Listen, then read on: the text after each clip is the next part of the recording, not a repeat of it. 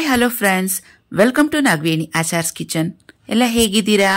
ನಾನಿಲ್ಲಿ ಬಿಂದಾಸ್ ಆಗಿದ್ದೀನಿ. ನೀವು ಕೂಡ ಅಲ್ಲಿ ಸೂಪರ್ ಆಗಿರ್ತೀರಾ ಅಂತ ಭಾವಿಸ್ತೀನಿ. ಇವತ್ತಿನ ವಿಡಿಯೋ ಸ್ಟಾರ್ಟ್ ಮಾಡೋಣ. ಇವತ್ತಿನ ರೆಸಿಪಿ ಮೂಲಂಗಿ ಹಾಕಿ ಮಾಡಿದ ಒಂದು ಸ್ಪೆಷಲ್ ರೊಟ್ಟಿ, ಹಾಗೆಯೇ ಒಂದು ಸೋರೆಕಾಯಲ್ಲಿ ಕೂಟ್ ಮಾಡೋಣ. ಇದು ವೇಟ್ ಲಾಸ್ ರೆಸಿಪಿ ಅಂತಲೇ ಹೇಳ್ಬೋದು. ಪ್ರತಿದಿನ ಮೂಲಂಗಿಯನ್ನ ತಿನ್ನೋದ್ರಿಂದ ಅದರಲ್ಲಿ ಬೇಕಾದಷ್ಟು ಹೆಲ್ತಿ ಬೆನಿಫಿಟ್ಸ್ ಇದೆ. ವೇಟ್ ಲಾಸ್ ಮಾಡೋದಕ್ಕೆ ತುಂಬಾನೇ ಸಹಾಯ ಮಾಡುತ್ತೆ ಈ ಮೂಲಂಗಿ. ಸೊ ಅಂತ ಮೂಲಂಗಿಯನ್ನು ಬಳಸ್ಕೊಂಡು ಇವತ್ತು ಸೂಪರ್ ಆಗಿರುವಂತ ರೆಸಿಪಿ ಮಾಡಿ ತೋರಿಸ್ತೀನಿ. ಮೂಲಂಗಿಯಲ್ಲಿ ಆಂಟಿ ಆಕ್ಸಿಡೆಂಟ್ಸ್ ತುಂಬಾನೇ ರಿಚ್ ಆಗಿರುತ್ತೆ. ಹಾಗೇನೆ ಕ್ಯಾಲ್ಸಿಯಂ, ಪೊಟ್ಯಾಷಿಯಂ ಕೂಡ ತುಂಬಾ ಹೇರಳವಾಗಿರುತ್ತೆ. ಈ ಮೂಲಂಗಿ ಅಥವಾ ಮೂಲಂಗಿ ಜ್ಯೂಸ್ ಅನ್ನ ಬೆಳಗಿನ ಹೊತ್ತು ಖಾಲಿ ಹೊಟ್ಟೆಯಲ್ಲಿ ತಿನ್ನೋದ್ರಿಂದ ಇದರಲ್ಲಿ ಇರುವಂತಹ ಹೆಚ್ಚಿನ ಮಹತ್ವಗಳ ಲಾಭಗಳನ್ನು ನಾವು ಪಡ್ಕೋಬಹುದು. ಮೂಲಂಗಿಯನ್ನ ಹೆಚ್ಚು ಬಳಸೋದ್ರಿಂದ ನಮ್ಮ ಸ್ಕಿನ್ಗೆ ತುಂಬಾ ಒಳ್ಳೆಯದು. ಇಮ್ಯುನಿಟಿ ಪವರ್ ಅನ್ನ ತುಂಬಾ ಸ್ಟ್ರಾಂಗ್ ಮಾಡುತ್ತೆ. ಕ್ಯಾನ್ಸರ್, ಇನ್ನು ಹಲವಾರು ಕಾಯಿಲೆಗಳನ್ನ ತಡೆಗಟ್ಟುತ್ತೆ. ವೇಟ್ ಲಾಸ್ ಅಲ್ಲಿ ತುಂಬಾನೇ ಸಹಾಯಕ.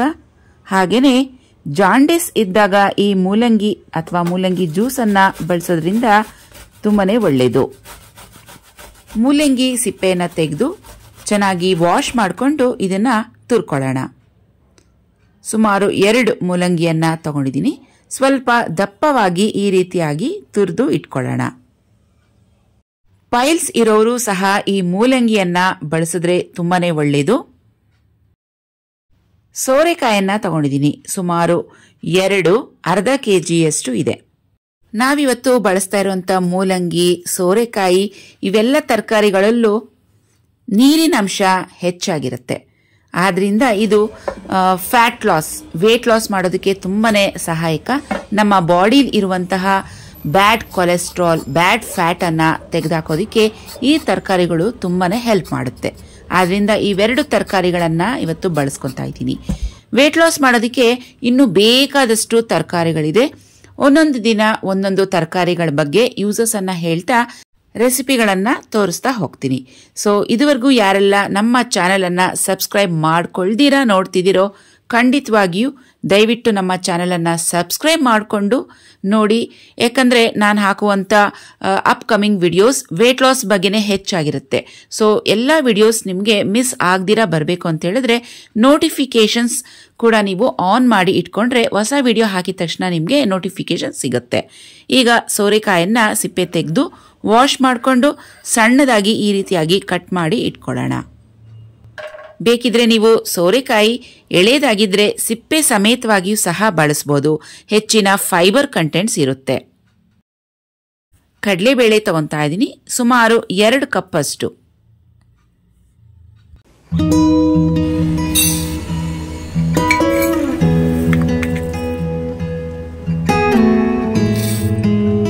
ಕಡಲೆಬೇಳೆ ವಾಶ್ ಮಾಡಿಕೊಂಡು ಸುಮಾರು ಅರ್ಧ ಗಂಟೆ ಕಾಲ ನೀರು ಹಾಕಿ ನೆನೆಸಿ ಇಟ್ಬಿಡೋಣ.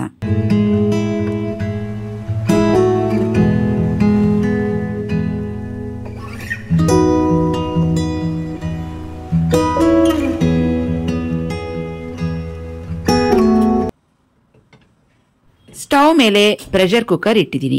ಸುಮಾರು 2 ಟೀ ಸ್ಪೂನ್ ಅಷ್ಟು ಎಣ್ಣೆ, ಸಾಸಿವೆ, ಜೀರಿಗೆ ಹಾಕಿ ಚಿಟ್ಕುಡ್ಸೋಣ.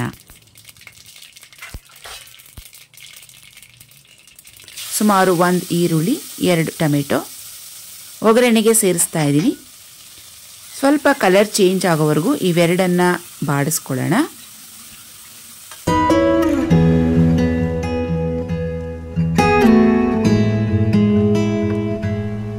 1 ರಿಂದ 1.5 ಟೀ ಸ್ಪೂನ್ ಅಷ್ಟು ಹಸಿ ಮೆಣಸಿನಕಾಯಿ ಪೇಸ್ಟ್ ಅನ್ನ ಹಾಕ್ತಾ ಇದ್ದೀನಿ.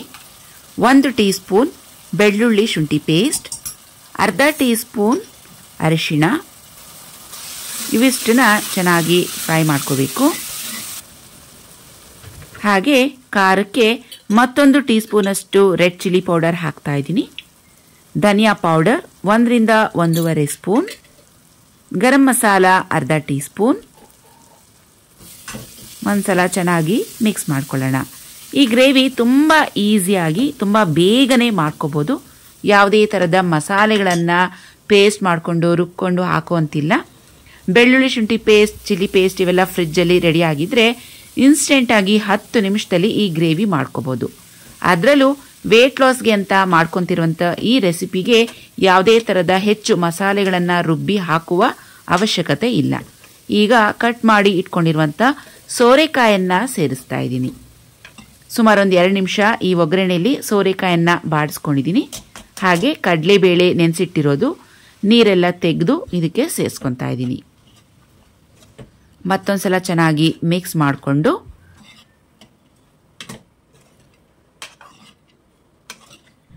ರುಚಿಗೆ ತಕ್ಕಷ್ಟು ಉಪ್ಪು 1 ರಿಂದ 1.5 ಟೀ ಸ್ಪೂನ್ ಅಷ್ಟು, ಹಾಗೆಯೇ ತರಕಾರಿ ಮುಳುಗೋಷ್ಟು ಮಾತ್ರ ನೀರನ್ನು ಹಾಕ್ತಾ ಇದ್ದೀನಿ.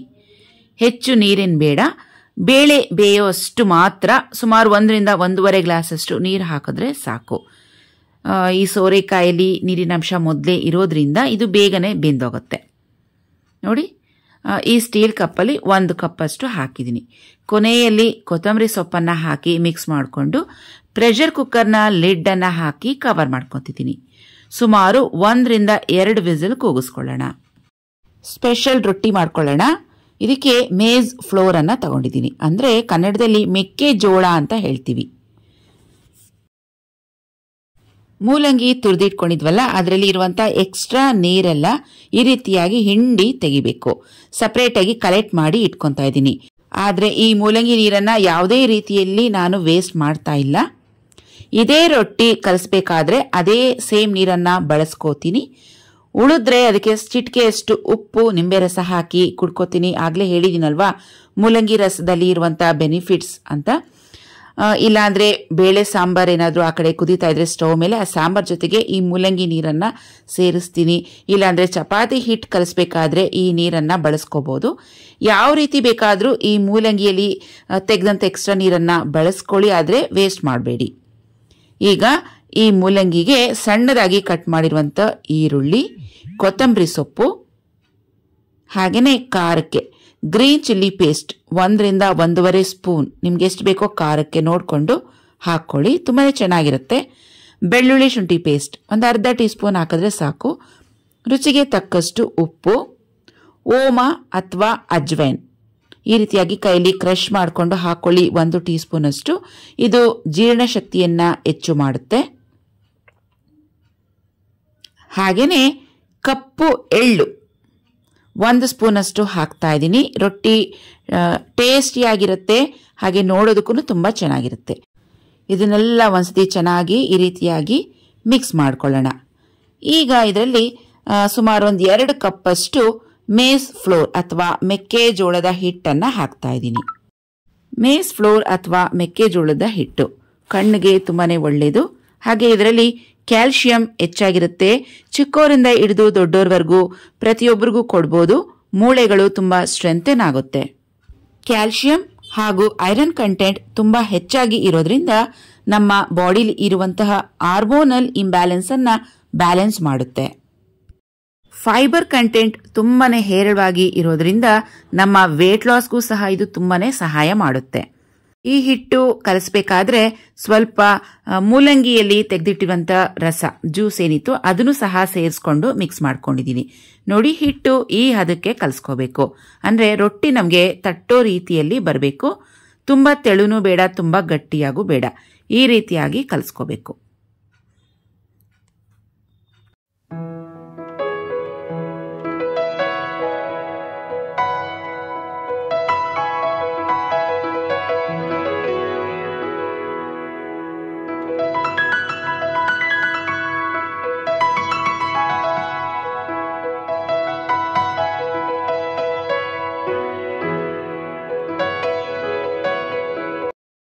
ರೊಟ್ಟಿ ತಟ್ಕೊಳ್ಳೋಕ್ಕೆಲ್ಲ ಸಿದ್ಧ ಮಾಡ್ಕೊಳ್ಳೋಣ. ಒಂದು ಚಪಾತಿ ತೀಡುವಂಥ ಕಲ್ಲನ್ನು ಇಟ್ಟಿದ್ದೀನಿ. ಅದ್ರ ಮೇಲೆ ಒಂದು ವೈಟ್ ಬಟ್ಟೆ, ಒದ್ದೆ ಆಗಿರಬೇಕು, ಆ ಬಟ್ಟೆಯನ್ನು ಹಾಕಿದ್ದೀನಿ.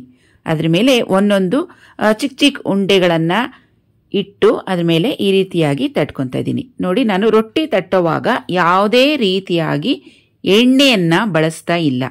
ತಟ್ಟೋವಾಗ ಸ್ವಲ್ಪ ಕೈಗೆ ಮೆತ್ಕೊತಾ ಇದೆ, ಸ್ಟಿಕ್ಕಿ ಆಗಿದೆ ಅಂತ ಹೇಳಿದ್ರೆ ಕೈಯನ್ನು ಮತ್ತೆ ನೀರಲ್ಲಿ ಅದ್ಕೊಂಡು ತೇವ ಮಾಡಿಕೊಂಡು ಬೆರಳುಗಳನ್ನು ಮತ್ತೆ ಈ ರೀತಿಯಾಗಿ ತಟ್ಕೊಳ್ಳಿ. ಈಸಿಯಾಗಿ ಸ್ಪ್ರೆಡ್ ಆಗುತ್ತೆ. ಪ್ಯಾನ್ ಬಿಸಿಯಾಗಿದೆ. ಈ ರೀತಿಯಾಗಿ ಆ ಬಟ್ಟೆಯನ್ನ ಪ್ಯಾನ್ ಮೇಲೆ ಮಗ್ಚಾಕಿದ್ರೆ ರೊಟ್ಟಿ ಈಸಿಯಾಗಿ ಪ್ಯಾನ್ ಮೇಲೆ ಬೀಳುತ್ತೆ. ಇದನ್ನ ಲೋ ಟು ಮೀಡಿಯಂ ಫ್ಲೇಮ್ನಲ್ಲಿ ಎರಡೂ ಕಡೆ ಬೇಯಿಸ್ಕೊಳ್ಳಿ. ರೊಟ್ಟಿ ಬೇಯಿಸುವಾಗ ಕಮ್ಮಿ ಎಣ್ಣೆಯನ್ನ ಬಳಸ್ಕೊಂಡು ರೊಟ್ಟಿ ಮಾಡ್ಕೊಳ್ಳಿ. ತುಪ್ಪ ಅಥವಾ ಬೆಣ್ಣೆ ಒಂದು ಅರ್ಧ ಟೀ ಸ್ಪೂನ್ ಅಷ್ಟು ಅದನ್ನು ಕೂಡ ಹಾಕ್ಕೋಬಹುದು. ರೊಟ್ಟಿಯನ್ನ ಇನ್ನೊಂದು ಕಡೆಗೆ ಫ್ಲಿಪ್ ಮಾಡ್ಕೊಳ್ಳೋಣ. ಸಿಮ್ ಫ್ಲೇಮ್ನಲ್ಲಿ ಅಥವಾ ಮೀಡಿಯಂ ಫ್ಲೇಮ್ನಲ್ಲಿ ಇದನ್ನ ಬೇಯಿಸ್ಕೋಬಹುದು.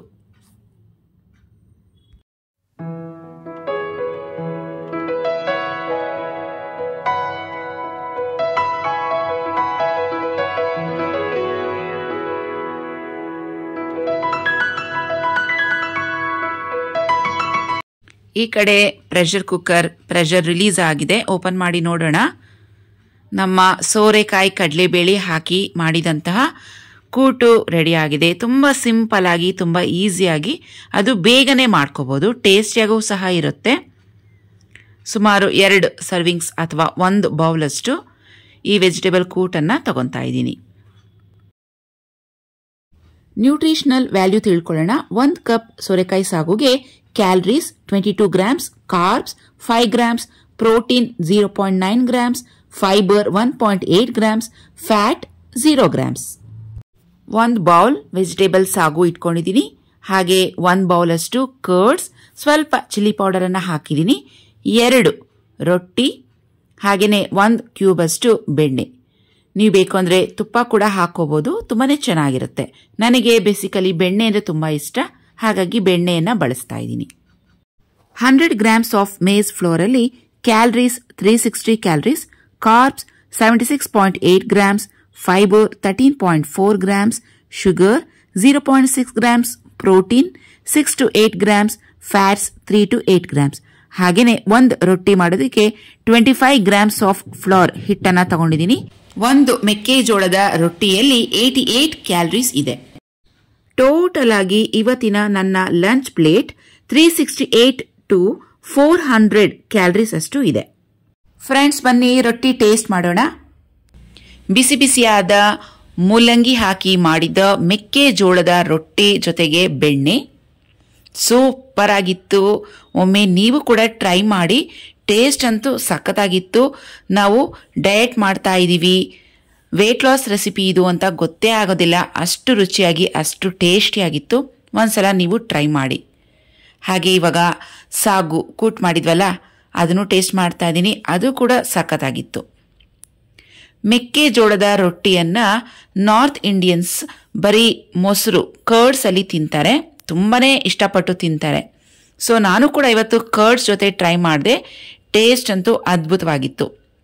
ಸೊ ಫ್ರೆಂಡ್ಸ್, ಇವತ್ತಿನ ಈ ನನ್ನ ಲಂಚ್ ಪ್ಲೇಟ್ ರೆಸಿಪಿ ನಿಮಗೆ ಖಂಡಿತವಾಗಿಯೂ ಇಷ್ಟ ಆಗಿದೆ ಅಂತ ತಿಳ್ಕೊತೀನಿ. ಇಷ್ಟ ಆಗಿದ್ರೆ ನಮ್ಮ ವಿಡಿಯೋನ ಲೈಕ್ ಮಾಡಿ. ಲೈಕ್ ಮಾಡಿದ್ರೆ ನಿಮ್ಮ ಪ್ಲೇ ಲಿಸ್ಟ್ನಲ್ಲಿ ಈ ವಿಡಿಯೋ ಸೇವ್ ಆಗುತ್ತೆ. ಸೊ ಟಕ್ ಅಂತ ನಿಮಗೆ ಯಾವಾಗ ಮಾಡಬೇಕು ಅನ್ಸಿದ್ರು ಈ ರೆಸಿಪಿ ಈಸಿಯಾಗಿ ಸಿಗುತ್ತೆ. ಸೊ ಲೈಕ್ ಮಾಡೋದನ್ನ ಮರಿಬೇಡಿ. ನಿಮ್ಮ ಫ್ರೆಂಡ್ಸ್, ಫ್ಯಾಮಿಲಿ ಮೆಂಬರ್ಸ್ ಈ ವಿಡಿಯೋನ ನೋಡಬೇಕು ಅಂತ ನೀವು ಇಷ್ಟಪಟ್ಟರೆ ಖಂಡಿತವಾಗಿಯೂ ಈ ವಿಡಿಯೋನ ಶೇರ್ ಮಾಡೋದನ್ನ ಮರಿಬೇಡಿ. ಸೊ ಫ್ರೆಂಡ್ಸ್, ಮತ್ತೆ ಭೇಟಿ ಆಗೋಣ ಮತ್ತೊಂದು ಸೂಪರ್ ಆಗಿರುವಂತ ವಿಡಿಯೋ ಜೊತೆಗೆ. ಅಲ್ಲಿವರೆಗೂ take care and bye bye friends.